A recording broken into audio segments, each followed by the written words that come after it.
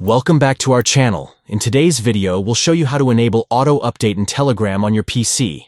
This feature ensures that you always have the latest version of Telegram without having to manually update it. So let's get started. Step 1. Open Telegram on your PC. Step 2.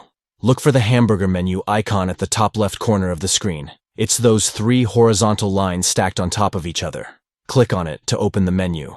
Step 3. In the menu, you'll find various options. Look for Settings and click on it. It's usually located in the sidebar. Step 4. On the next screen, you'll see a list of settings categories.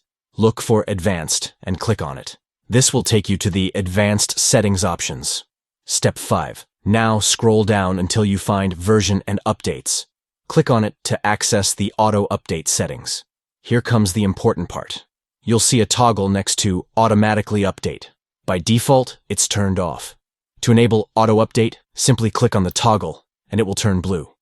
We hope you found this tutorial helpful. If you did, don't forget to give this video a thumbs up and subscribe to our channel for more useful tips and tricks. Thanks for watching, and we'll see you in the next video.